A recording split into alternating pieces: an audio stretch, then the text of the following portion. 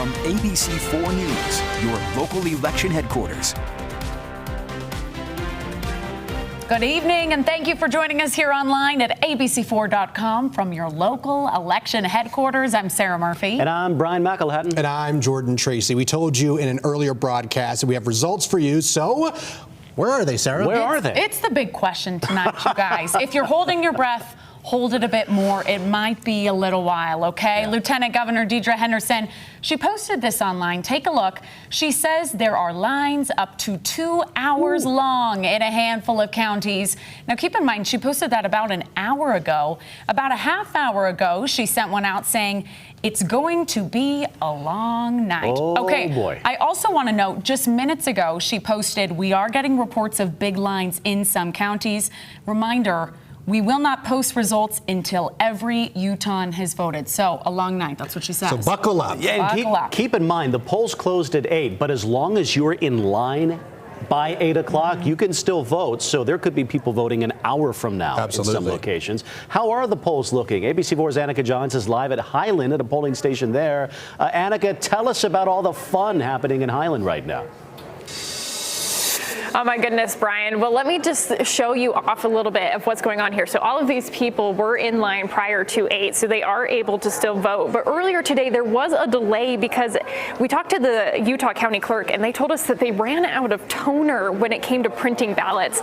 So all of these people, they actually anticipated only about 10,000 people to show up, and they had a roughly 15,000, and they expect by the end of the night, they'll have 20,000 people who came here. So nearly double what they were expecting.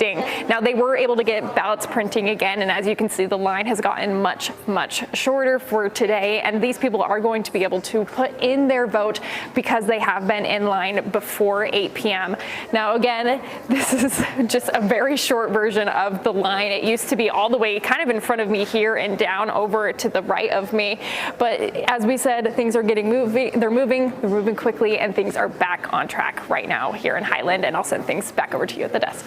Okay, Annika, I wonder if you've talked to those folks there. I mean, it takes a lot to come out on a weeknight, stand in line for who knows how long to cast your vote. People got to be pretty committed to do that. Are you getting that sense from where you are right now? Oh, absolutely. I mean, this is a civic duty these people want to be able to participate in, and so they're here, they're willing to wait, and of course, do what they can to make sure that their voice is heard in this year's election. Yeah, democracy takes buy-in. It takes a level of work on behalf of all of us to cast those ballots. Glad to see people are lining up to do that. Annika, thank you very much. Okay, as the Lieutenant Governor said, in for a long night ahead, at least here in Utah, but how about the national scale, right? Okay, the big race, the presidential race, including some developing news that we're following for you right now. Jordan Tracy is over at the Big Wall talking about his home state of Pennsylvania. You're keeping that on close watch, Jordan.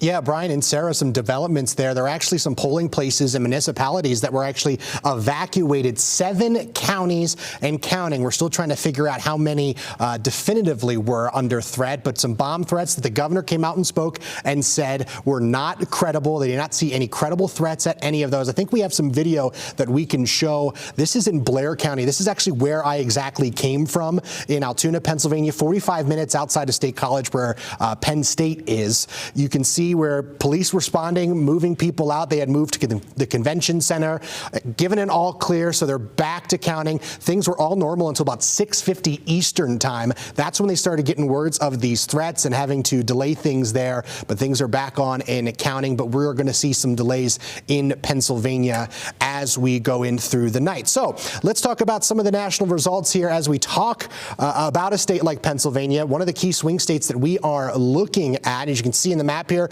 not called yet in Pennsylvania. And I want to point out some numbers here and some of the counties, okay? So this here is Allegheny County. That's where Pittsburgh is. When we talk about what happened in 2020 in Pennsylvania, President Joe Biden ran with 59.6% of the vote in that county.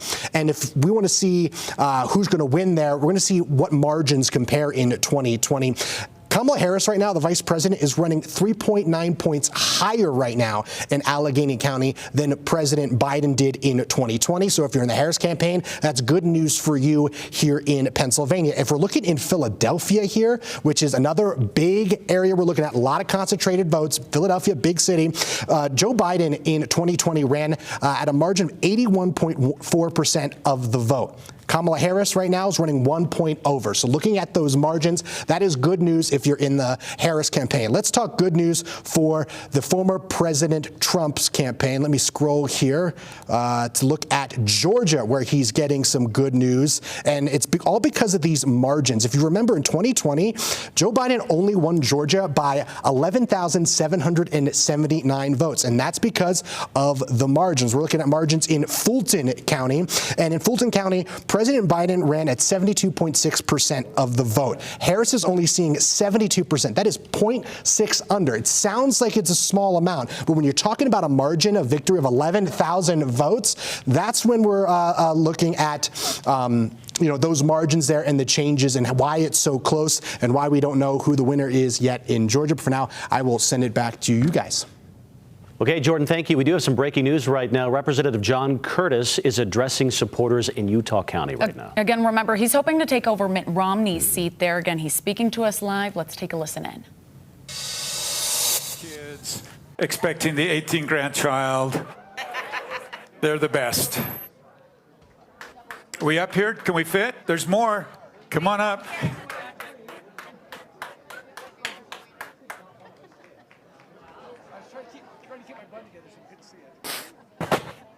Okay.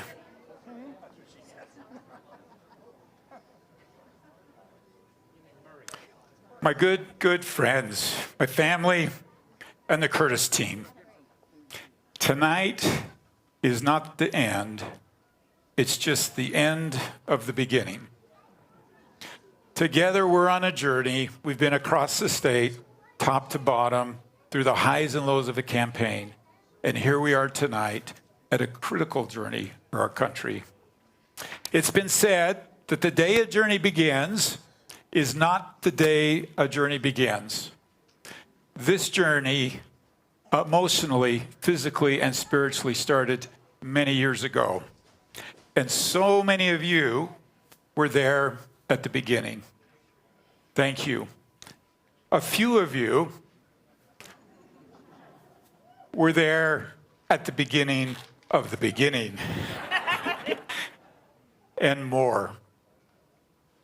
Tonight, earlier, I had a chance to meet with the Curtis team and the Curtis family, and you can see that's no small group, and thank them. They know how I feel about them, all of them, and each of them. I'm very, very blessed man. Let me repeat something that you've heard on the campaign from me, and I believe in my core. The founders saw our public service as something we did for a season. My season of service, the hallmark, will be service and stewardship. You elected me to legislate, to advocate, and represent you. My agenda will be your agenda. My voice will lift your voice. My vote will reflect your values. And together, we'll make Washington more like Utah. And America more like our children and our grandchildren need it to be.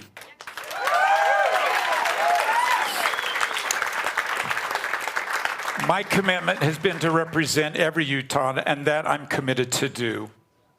These are challenging times, and in challenging times, you don't need a show horse or showboat. In rural Utah, they like to say, in troubled times, the last thing you need is a cowboy that's all hat and no cattle.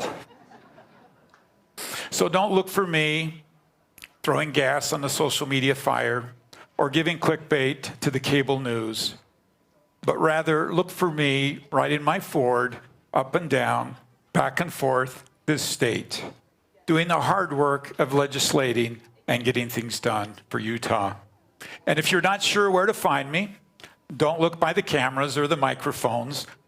I'll be on the Senate floor with my colleagues from both parties. I'll be meeting with Utahns, veterans, learning, listening, and studying how to solve our difficult problems. And don't bother telling me that we can't fix immigration or the budget. I believe we can.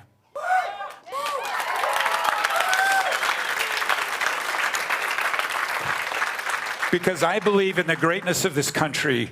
I believe the Constitution was an inspired document, and I believe even on our worst day, everybody in the world wants to be us. Working together, we'll solve Utah's public lands here at home, we'll hold China accountable overseas, and we'll advocate for energy security around the world and energy dominance, and we'll put forward those values that make Utah extraordinary and great. Now, let me close this end of the beginning with a principle, one that defined the important beginnings for the Curtis family, and a principle that will be first, last, and always as I serve as your senator. Long years ago, the Curtis family adopted as our coat of arms an artist's picture of a bundle of sticks bound together with the motto, "In unity, there is strength." Sticks left by themselves can easily be broken, but bound together, they provide the strength that cannot be broken. In unity, there is strength.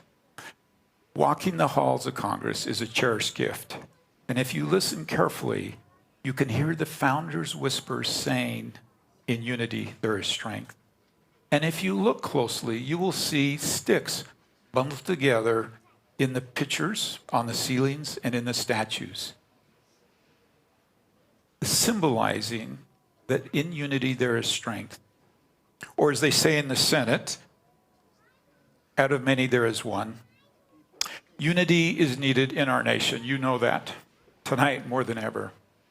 And we should remember that oneness is not sameness, and compromise is not capitulation. I hope that you'll see in my actions the dignity of working together and of unity. As Utah Senator, I will make this motto my mandate in every situation and in every setting. It's been said that unity cannot be a slogan. We must make it a national imperative and together a shared project for we the people. Now, I thank each of you. I'm grateful for you. And I invite you on this next journey. Together, we will make Washington more like Utah and America more like what our kids need it to be. Thank you. God bless you.